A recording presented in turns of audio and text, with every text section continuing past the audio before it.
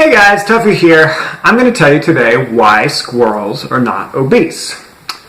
So I have a walnut tree. Big, beautiful walnut tree in my backyard. Has tons and tons of walnuts in it. And I have this family of squirrels that lives up in that tree.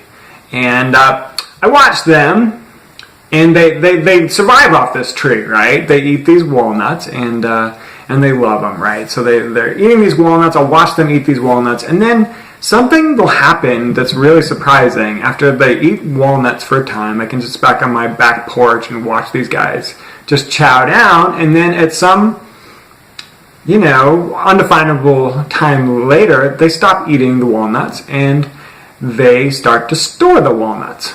They take them and they hide them away someplace. I don't know where they take them, right? They run along this telephone pole that runs next to my house, and they run along the wire and they hide these walnuts someplace.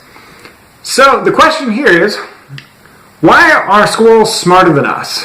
Like, why do they stop eating walnuts when they're full instead of continuing to eat walnuts until they need a rascal to get around the grocery store, right? Until they're obese. Why do they stop? And to me, the answer is this: they're eating the food that they're supposed to, right?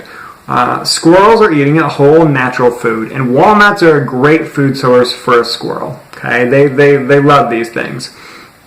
So if you're eating foods that are natural to you, then you're not subverting these innate senses in your body that tell you to stop eating, that tell you that you're full and that you should either store the food or wait to eat till later, right?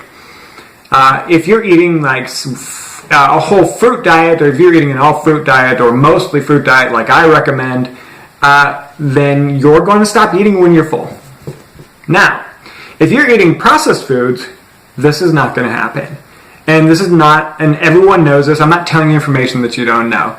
But this is no accident. What you don't know is this is no accident. So food scientists, really brilliant chemists and nutritionists and people that work for companies that manufacture processed foods, they find this beautiful combination of salt, sugar, and fat. It's like optimal ratios of all that serve to produce a food that is both delicious and highly unsatisfying. Now, this is a lethal combination, and you guys know what these foods are, right? It's delicious and unsatisfying. So what will happen is that you'll eat it because it tastes good, and then you'll never stop eating it, right? The potato chip is like the perfect example of this to me, or the tortilla chip or something. Like, you eat this thing, it's salty, it's fat, it's delicious, and yet like I can't stop eating them. I open a bag and I'm going to eat the whole bag. Cookies are this way, right? Salt, sugar, and fat. You open a bag of cookies and you're going to eat the whole thing. So they're doing exactly what they're supposed to. I mean, as corporations design these foods, they don't want to design foods that are satisfying. They want to design foods that taste good but that are unsatisfying. They want to design foods that you will not stop eating. Now, this is kind of this is insidious, right? This is a really nasty outcome, and frankly, they own a lot of the responsibility for the obesity problems. It's not our fault, really, right? You're eating these foods and they never fill you up. You ever notice you can eat cereal perpetually? Have you noticed this? You could just like bowl after bowl after bowl of cereal, and an hour later you're still going to be hungry.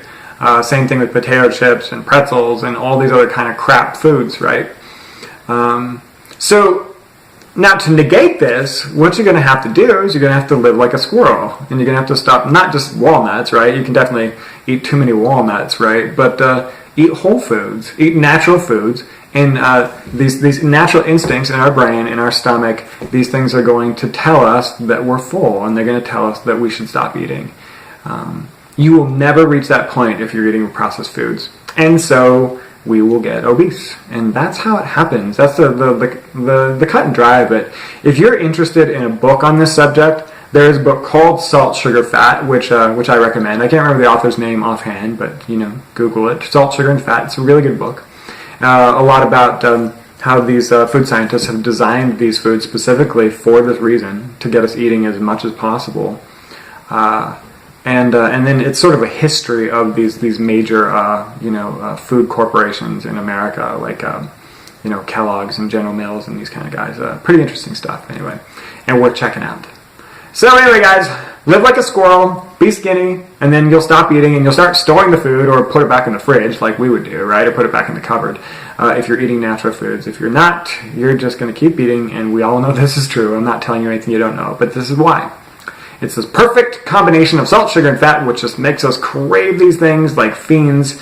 Frankly, it makes them quite addictive. So anyway, guys, thanks for tuning in. Thanks for watching. I will catch up with you guys soon.